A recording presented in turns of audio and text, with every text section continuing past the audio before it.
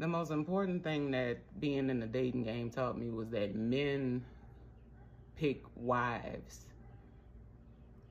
and long-term girlfriends and shit based on what other people think of you.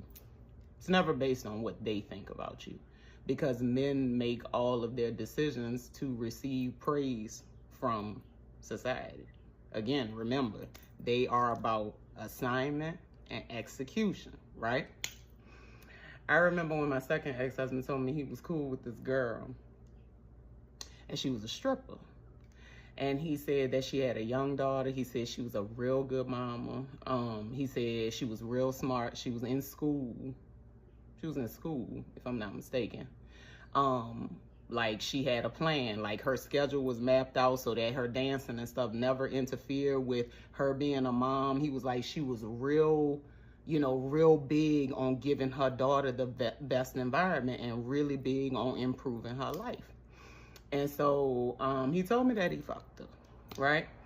And I guess after they had been fucking for a couple of months or whatever, he said she asked him about being in a relationship. Because he said, you know, the little girl, he had met the little girl and all of that. Now, mind you, I'm finding out the story after we got married. So he said he had met the little girl and all of that.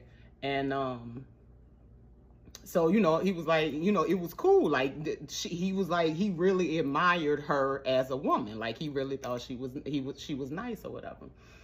And so when the girl asked him about being in a relationship, he was like, he had turned her down.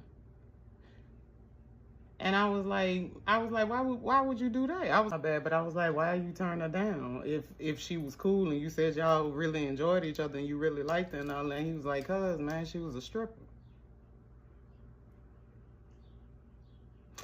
Being in the dating game taught me how shallow, how conceited, and how insecure men are when it comes to other men. When it comes to their image in the eyes of other men and their image in the eyes of the family. Like, they never grow up from being them little ass boys who want their mama approval and their homeboys approval. So if a nigga thinks, if a nigga feels some way about a girl, this why, think about it, think back to school. When dudes really liked you, the bullies, when they really liked you but they picked on you because all of the other boys was doing it. If you ever been the tallest girl in the school, you definitely dealt with that. But they do it to impress their friends.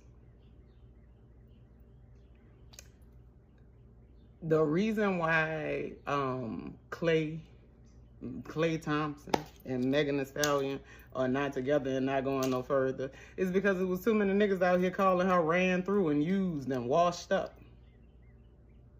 Megan Thee Stallion was deemed guilty in the court of public opinion, the male court of public opinion, a long time ago.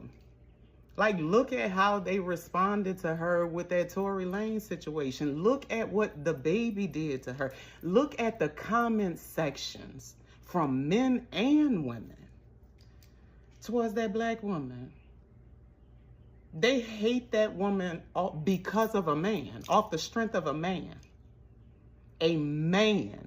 They spew visceral hate towards that young, accomplished woman hourly because of a bald-headed nigga.